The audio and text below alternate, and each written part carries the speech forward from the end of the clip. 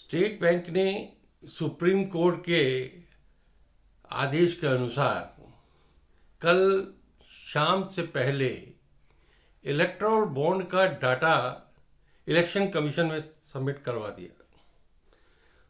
Supreme court के दबाव के कारण स्टेट बैंक ने ये डाटा इलेक्शन कमीशन को दे दिया है।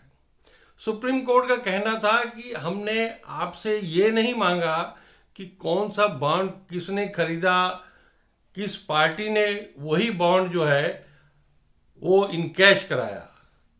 स्टेट बैंक जो जानकारी देना चाहता था वो सारी जानकारी कंपाइल करके, कंसाइल करके और लिंक करके देना चाहता था, लेकिन स्टेट बैंक ने कहा कि हमें सिर्फ आप वो डाटा दे दीजिए कि किस किस ने बॉन्ड खरीदे, कब कब खरीदे और किस पार्टी को कितना पैसा आया।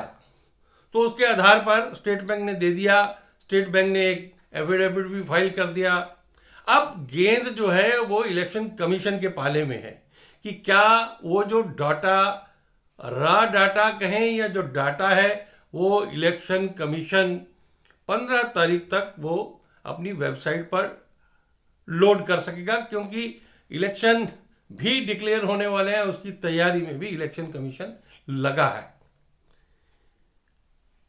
अगर वो डाटा मान लो नहीं लोड कर पाता तो क्या सुप्रीम कोर्ट उसके साथ वही व्यवहार करेगा जो स्टेट बैंक के साथ किया और उसको प्रेस किया कि आप डाटा दीजिए। और यदि इन बॉन्ड खरीदने वाले किसी भी डोनर में से एक व्यक्ति भी अगर कोर्ट में जाकर स्टे ले लेता है कि मैंने जो पैसा, जो डोनेशन दी थी, इलेक्टोरल बॉन्ड खरीदा था, उसमें ये स्कीम थी, उसकी ये क्लास थी कि मेरा नाम कहीं पर भी सामने नहीं आएगा, वो डिस्क्लोज नहीं होगा, डिस्क्लोजर नहीं होगा।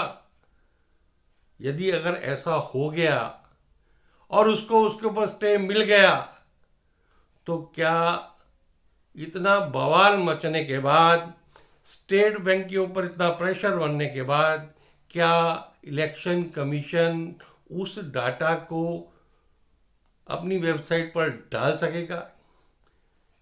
और जो पर्पस था इस केस का कि जनता को पता लगना चाहिए कि किसने बॉन्ड खरीदे, किसने किस पार्टी को दिए, वो जनता तक जा पाएगा।